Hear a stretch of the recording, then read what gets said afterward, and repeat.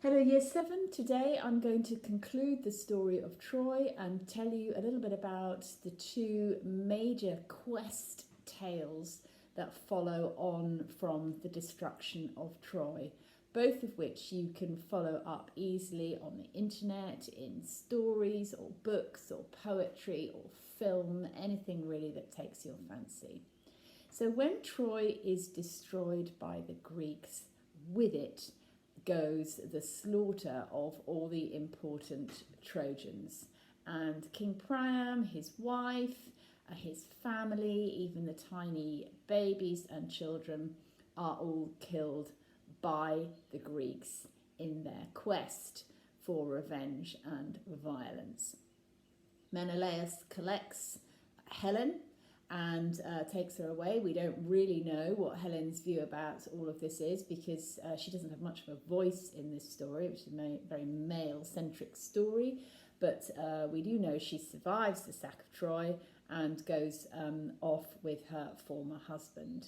So as the Greeks are ready to depart the shores of Troy, really we have a fork in the road here, and two different stories from here now are developed, which again are very major pieces of classical literature and literature which have affected culture really for thousands of years. And the first is the story of Odysseus. Now, the story of Odysseus, told in an epic poem called The Odyssey by Homer, the same person who wrote the Iliad about the war between Greece and Troy. Odysseus, one of the Greek warriors, has been for 10 years fighting with the Greeks in Troy. And the Odyssey tells of his journey home, another 10 years of travel in which he has all sorts of exciting and bitter and tempting distractions which help prevent him getting home. And the story of the Odyssey is so well known because we love the story of a quest, don't we? And his quest is his journey home. And he has this very faithful wife called Penelope who waits 10 years for her husband to return. So Odysseus' journey, the Odyssey, that's well worth looking up. You can find that plenty about that on the internet. Sometimes he's called Ulysses, but Odysseus or Ulysses, and that's story number one, told by Homer. Story number two is a rather different matter because it's told in Latin by Virgil several thousand years later. And we have the written text of this because Virgil was a famous Roman, in times of the Romans, poet, and he was commissioned by the Emperor Augustus to write this story.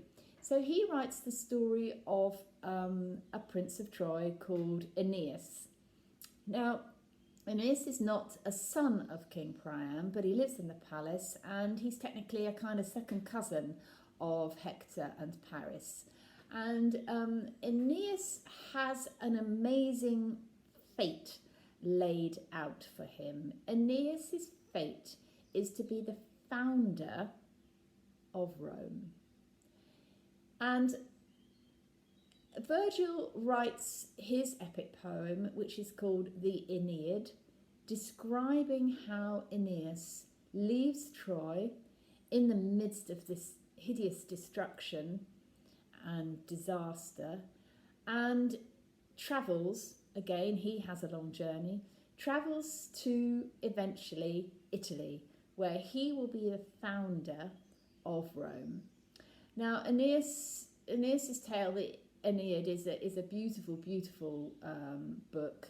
Aeneas is visited by Hector in a dream. Hector it was dragged around the city by Achilles. He's visited by the ghost of Hector, his second cousin, in a dream. And Hector warns Aeneas that he's got to get out of the city. And Aeneas is also helped by his mother, who happens to be Venus or Aphrodite. He's the son of Venus, Aphrodite. And Aphrodite, Venus, helps him. And Aeneas leaves the city of Troy with his elderly father. He's carrying his elderly father who can't walk, and he's got his little son. So these are very famous pictorial images of Aeneas with his father on his shoulder and carrying his little son. His wife comes too, but very sadly she gets lost in the melee and never makes it to the boats. But Aeneas does, and he has a group of Trojans with him, and he has, most importantly, the household gods which represent Troy, and these make it all the way to Italy, where after many adventures Aeneas is the first to found the city of Troy. Now, Rome. Now, most of you know the story of Romulus and Remus, so you must be thinking, hang on a minute, it's not Aeneas that founds the city of Rome, it's Romulus and Remus. Well, there are really two foundation myths about the city of Rome, and one of them is Aeneas and one of them is Romulus and Remus. And what Virgil does very cleverly, and I won't explain how because it's very complex and to do with Aeneas's one of Aeneas's sons, not the one he brings from Troy, but another one.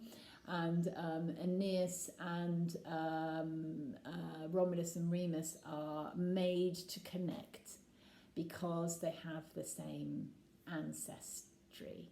And what's so fascinating about this is that Augustus, the Emperor Augustus, who is creating a new era for Rome, Augustus wanted this tale told. And he wanted this tale told because he wanted the Romans to recognise the foundation of the city and their illustrious and fantastic background. So to summarise, after the fall of Troy, there are two adventures that you can examine. One of them, Odysseus and the Odyssey, and one of them, Aeneas and the Aeneid. Odysseus travelling home to Ithaca and his faithful wife Penelope. Aeneas travelling bravely away from his homeland to found a new homeland in Italy, what will eventually be Rome. And that's really where I'm going to finish. I have no more to say about any of this because I could go on for a long time. But those of you whose interest might have been piqued by any of this can look it up. There are plenty of versions of these stories, and I really hope that you have enjoyed the story of Troy and the Greeks, and that you will at some time remember this and take it further. So thanks for listening, Year 7.